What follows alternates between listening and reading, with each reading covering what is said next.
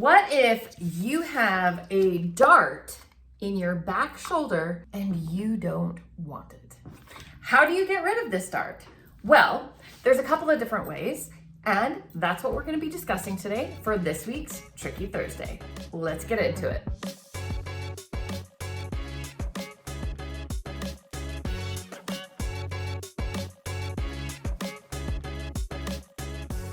Hello there and welcome to my channel. My name is Trisha. I'm your pattern nerd friend and the owner of Creative Costume Academy. Today we're going to be talking about how to remove this back shoulder dart if you happen to have it on your pattern and you don't want it there. You want to get rid of it.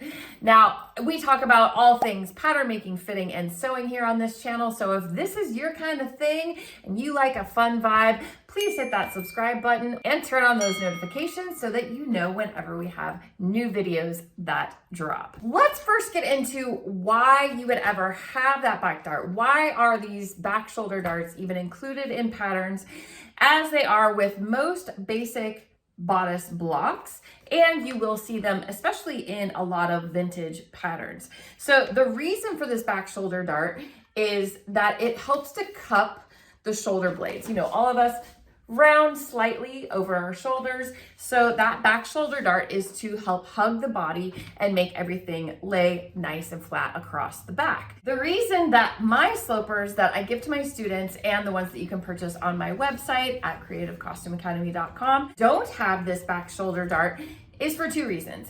One is because most modern designs that you're gonna see out in the world, stuff that you wanna make, you don't usually have that back shoulder dart. You do see them a lot more in vintage styles when everything was a bit more fitted, especially in the bodice. So that's one reason. And second reason is when students first start with me, they learn the basics and we start with how to rotate darts and how to move darts around. And I assume that they are coming into this. I want to start everyone at the same level. I assume that they're coming into learning with me, not really knowing how to rotate darts around or why or what it affects and all of that. And because most modern clothes don't have that back dart, I assume that a lot of people will want to get rid of it. And then we'll have to go into this whole how we do that and why, and it might be a little bit confusing. So I always try to offer my students the simplest, easiest way to get started, and then we can go into the more complicated little details later on after you have a baseline foundation of how pattern making works. But this is a common question, so I figure it's time we make a video about it. So today I'm going to be sharing with you 3 different ways that we can get rid of this dart here. So as I mentioned, the purpose of this dart is to cup over the shoulder blades to have a more smooth fit. And sometimes a common problem that happens when you don't have this back shoulder dart is you'll get some gapping in the back armhole here. Now there are a couple of ways that you can address that by smoothing it up over. It will never, without that back shoulder dart, fit quite as smoothly as it will with the back shoulder dart, but sometimes you can utilize that as ease, and you can definitely get some of it out of the way so that it still fits nicely. You don't have that big gapping in the back, but having a dart in the back shoulder is kind of nice for fitting on occasion. But if you don't want it, here's how to get rid of it. So let's go over to the table. I'm going to show you 3 different ways, depending on what works best for your design or what makes the most sense to you would be the one I would say to go with. So let's dive in and you can pick your favorite. So here we go. We are going to get rid of this little dart. Now I am starting with a sloper, so this doesn't have any seam allowance on it. So if you do have seam allowance, you do want to be mindful of where your stitching line is and be making adjustments to blend and smooth from that stitching line. I won't have that because I don't have any seam allowance, so just be mindful of that if you are using an existing pattern, sewing pattern. So if you have a dart, and you won't always have a dart at the waist, sometimes it'll be gathers, it'll be something else, but if you have a dart at the waist, that could be one way that you can manipulate and get rid of this dart by our very first principle that I love, moving your darts. So the way to do that is I would just connect your shoulder dart with your waistline dart. So what we're going to do is we're going to transfer this space into this dart down here. Your basic dart manipulation, process. So I would just cut to but not through the point of this dart at the waist, and then I'm going to come around over here and I'm going to cut along one of these dart legs all the way through the dart, past the dart point, to but not through that same pivot point. So here's my pivot point right here, and all I need to do is close this dart up here, and it automatically puts it into that waist dart below. Now I'm kind of overlapping. Okay, so something to be mindful about this kind of adjustment. Notice that my dart does get a little bit bigger. So essentially this is not here, that's space that's in between. So I just have a slightly bigger dart at my waist. There is a tiny bit of overlap that happens in here. If it ends up being more on your pattern, you may wanna make an adjustment and add a little bit more width over here in the armhole to accommodate that. But that is a super simple way to get rid of that shoulder dart. So another way to do this is to disperse this dart among the neckline, keep a little bit in the shoulder, and give you some into the armhole, making the armhole slightly bigger. Now to do this, we want to know where our horizontal balance line, or our HBL line, I'm working with a half scale pattern just so that we can easily get it in frame. I can show you this example, but normally your horizontal balance line on most people is about 4 inches down from your center back neck. So in this case, because we're using half scale, I'm going to draw it in at 2 inches, which would be about the same thing. So let me get some more tape on here. And we're going to put a little bit here, we're going to keep a little bit here, and we're going to put a little bit in the neck. So let me give myself a slash line into the neck. I'm going to turn this around so I have an easy time cutting it. I'm going to cut here, to but not through. Now here at the horizontal balance line is going to be my new pivot point for this example. To but not through here, and then I'm going to cut from this line into my neck, to but not through the same point. So let's turn this around.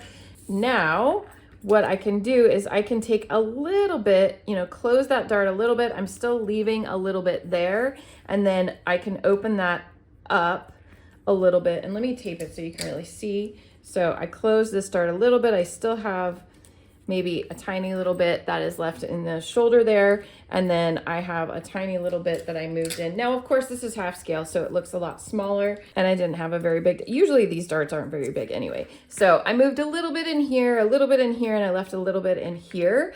Now, this does make your armhole slightly bigger. It does make your neck slightly bigger. We're talking maybe 1/8 at the most usually. And then you're still making your shoulder. Now we're not going to sew this tiny little bit that's left, but your back would then ease into your front shoulder so that you're not making your shoulder wider. So the pros of this is you don't have that shoulder dart, but now you're adding, you're dispersing that, which isn't a lot and won't make a huge difference. But, that's why I'm saying when you don't have the shoulder dart, sometimes you get that gapping in your armhole. So you're kind of adding a little bit into that, and it could gap a little bit. So that's something to be aware of if you choose this method, but this is a way to get rid of that shoulder dart. Okay, so we're back to where we started, and now let's talk about the third method of removing this dart. So instead, you could go down to the horizontal balance line and do the same way. I usually like to just take it right from the dart point, wherever it ends. Essentially, what we're gonna be doing is we're gonna rotate this dart into the armhole and then take it off of the top of the shoulder. So to do that, I'm going to draw a slash line from the bottom of this dart and have it reposition it. This again is your basic dart manipulation technique, moving a dart around. So I'm going to cut along one of my dart legs, to but not through. This is now my pivot point, right? Whenever we're rotating darts, we want to know where our pivot point is. Now I'm going to cut along this slash line, to but not through that same pivot area. Then I can close this dart. Let's get us back. I can close this dart and tape it down. And now I have moved that dart into the shoulder. Now that is quite a lot. You can see this dart is even bigger than what I had in my shoulder dart. And that's just because of where I've put it and how that works sometimes. So I am going to just, you could put some other paper in there, but I'm just gonna tape it down so you can't see. So now I know you probably, if you don't want this dart in your shoulder, you probably don't want it in the armhole either. So to get rid of that, you're going to measure how wide this is at the shoulder area. And for those of you using a pattern that has seam allowance on it, again, this is where you really want to pay attention to your stitching line and how wide that is at the stitching line. So this is about 1/4 of an inch. So if that was full scale, that would be 1/2 of an inch. And then you want to go up to this top shoulder point here and come down that same amount. So I'm going to come down 1/4 of an inch here, mark that there, and then I would blend that off and cut that off. And I know I'm going a little farther than this dart was, so maybe you can kind of taper it off a little bit sooner. But then if you cut this off, then we have gotten rid of that. And I know you can still see that dart there, but essentially that dart is not there anymore. And you'll want to blend in this armhole, making sure it's smooth. So now you have a pattern that does not have a shoulder dart and it's not in the armhole either.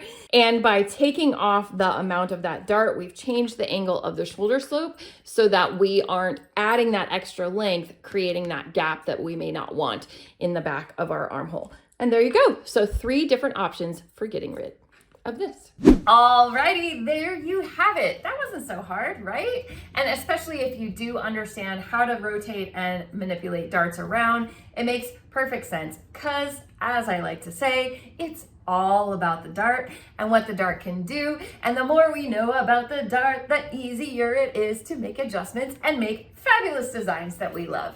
So I hope you enjoyed that. I wonder which method is your favorite. Can you tell me down in the comments? I always like to hear. And if you love this sort of thing, if you love learning about pattern making, and you can make it to North Carolina this summer, we have an extra special thing going on this year for the first year ever, the inaugural year of PatternCon. Now, PatternCon is the first convention of its time where it is completely focused not only on garment and costume making, but on pattern making and fitting. I just really love sharing about these techniques. I know a lot of my teacher friends, we all really like to do deep dives and we get really excited about this. And my #1 mission is to help tear down this stigma that pattern making has, that it has to be hard, it has to be technical, it has to be, very serious. No, we're not about that here. We like to have fun with pattern making, and this is going to be a huge pattern party. So PatternCon is happening in Charlotte, North Carolina, August 16th and 17th. For those 2 days, it is going to be all about surrounding yourself with your people. We have classes, we have over 36 class options over the weekend. Of course, they will overlap. So class registration is actually going to be starting June 10th. So even though this event isn't until August, you're gonna wanna get your tickets soon so that you have the best chance of getting into those classes that you really want. We have 17 amazing teachers. We have an amazing keynote speaker. Mimi G is our headliner for our Saturday. And then we have the fabulous Erotica B. Cole, our keynote speaker for Sunday. And we're gonna have vendor alley. We're gonna have community engagement. There's gonna be big ballroom sessions where everyone gets involved, and it is just going to be a huge pattern party. We're gonna give you hot lunch each day, snacks throughout the weekend. There's a free shuttle to the hotel. So if you are wanting to just immerse yourself in learning about pattern making and having a blast while you're doing it, in addition to meeting friends in real life who totally get what you're talking about and why you're excited, this is the event that was created for you. So the link to sign up and get tickets and learn more about it is down below. We hope that you will join us and see you in August in Charlotte. Can't wait. And if you can't make it to Charlotte this time, I hope you will still join us here for our little Tricky Thursday rendezvous every week. And that's all we have for you today, but I will see you next time. Ta-ta for now.